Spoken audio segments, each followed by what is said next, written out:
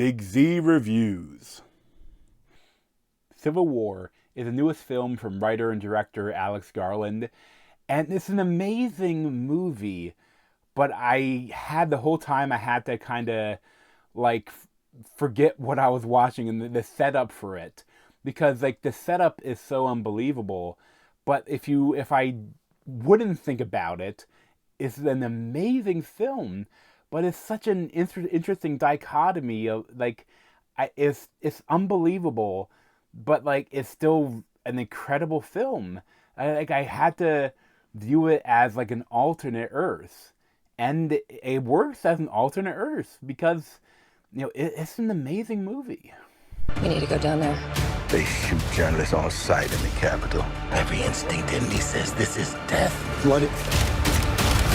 Every time I survived the war zone, I thought I was sending a warning home. There's some kind of misunderstanding here.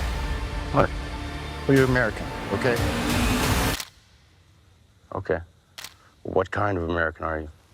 So essentially, this is meant to be a near futuristic America. So like, this is the president played by Nick Offerman. He is Trump, but a young Trump, and he has illegally done a third presidential term, and after that's happened, like all the states are seceding, and there's a giant civil war going on, and there are these a group of journalists played by Kirsten Dunst, Wagner Moura, Kaylee Spaney, and Stephen McKinley Henderson, and they're going like on. It's like essentially it's like a road trip film, but of like war photographers, like going through America trying to get from like New York to the front lines, going into D.C.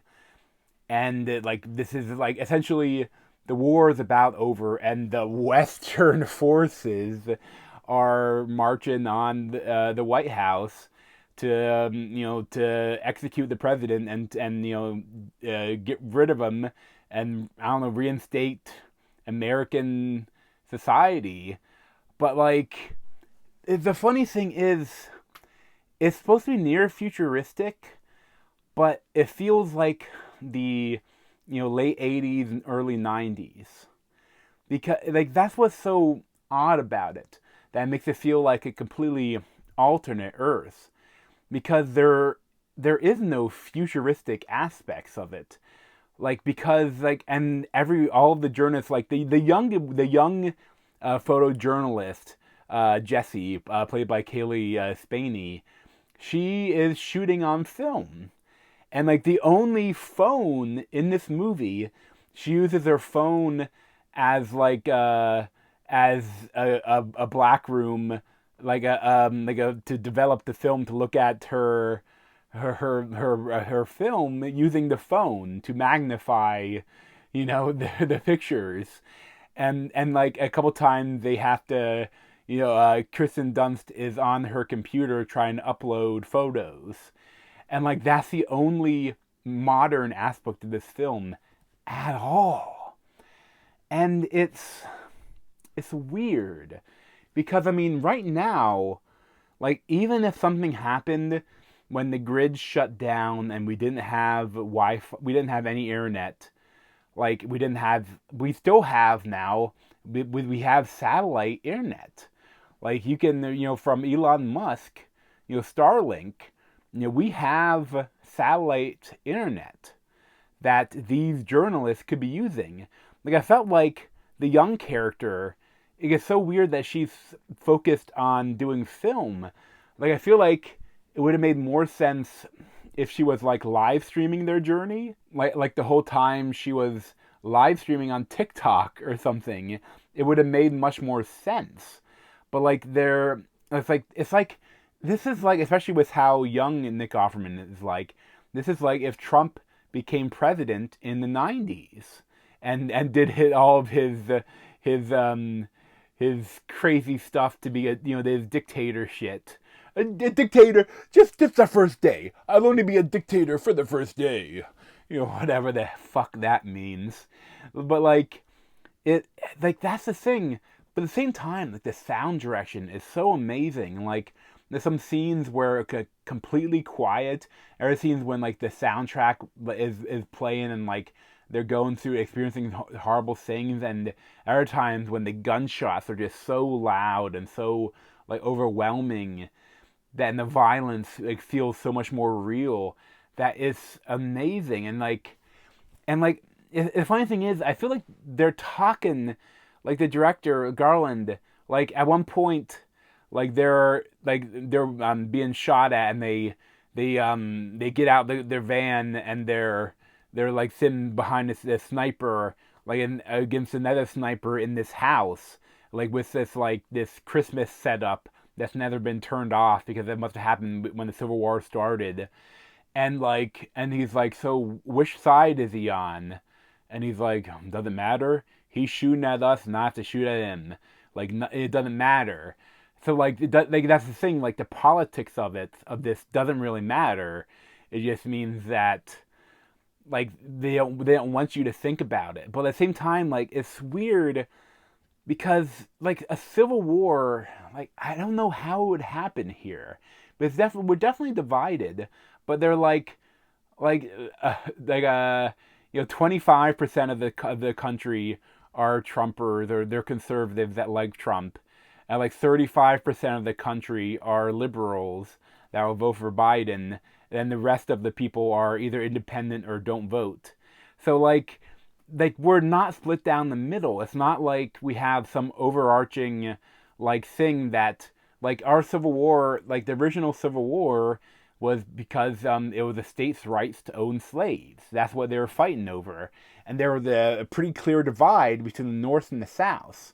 Like, there is no North and South in the same way. It's more like, I mean, there is still a little bit of it. Like, the South is definitely a lot more racist. I know my brother went to grad school in Clemson, South Carolina, and like, we went down there, like we were lost and we were looking for apartments for him. He was going to check out, and when we got directions from like no, not a realtor, but I was helping with apartments, and she was like telling us, okay, so when you get to this one point, just drive right by really fast. Don't even bother stopping anywhere, and then go to this other part. And then like we were driving this section, I was like, oh, there's a lot of black people there. I think that she was warning me that was like she was being really racist there. We didn't even realize it. Like, but like at the same time, like I am in central Pennsylvania, north central Pennsylvania, and like I'm kind of weird. Or like we're a small city, but at the same time we're the biggest city an hour in any direction. And like I'm kind of like at 3 hours away from, like depending on traffic, 3 to 4 hours.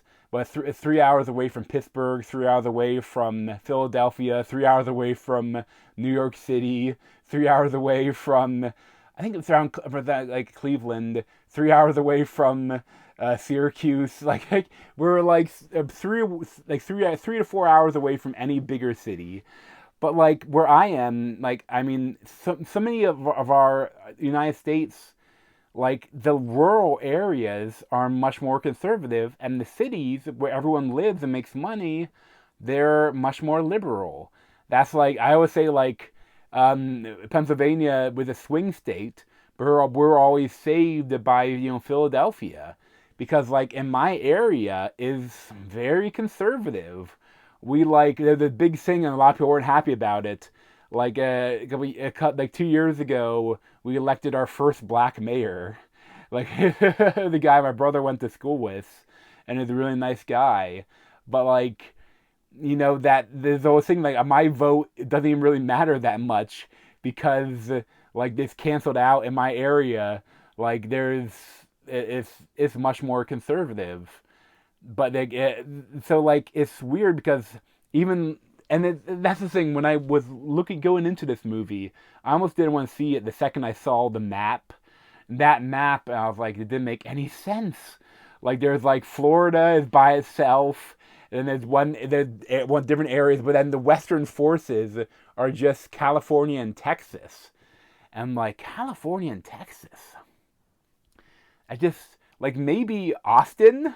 Austin and Los Angeles, but like Texas itself is still a very conservative state. And but at the same time, again, the politics doesn't matter. But like, it's makes me such an interesting movie. They're trying to say a lot without also saying anything.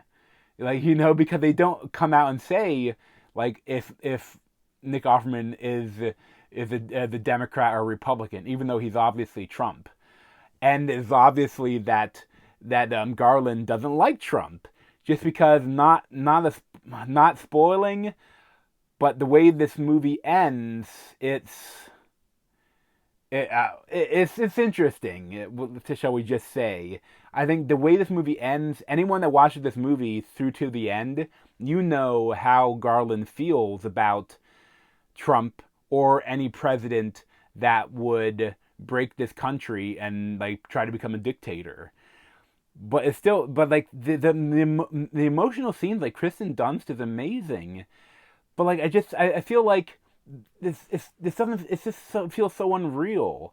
Like I love there's so many amazing moments that they little moments and so tense with the different times when their lives are in danger. But like again, like I don't know, photojournalism is kind of a dying art now. And I feel like it would die more in 10 more years with the rise of AI. Like, and how, like, actually, if they dove into that more, it's kind of interesting that, like, Jesse, the young character in this film, like, going back to real film might be more important. It might be tougher for AI to fake or something. But, it just doesn't feel like they're real enough. But it's so interesting because there is like, I don't know, it's just tough.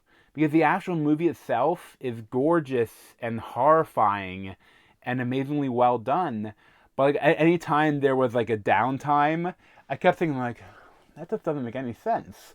That's what makes this movie so tough to like come to a one single thought about it, because there's so many different aspects to it where like it's how it's trying to say so much, but then it's also afraid to say too much.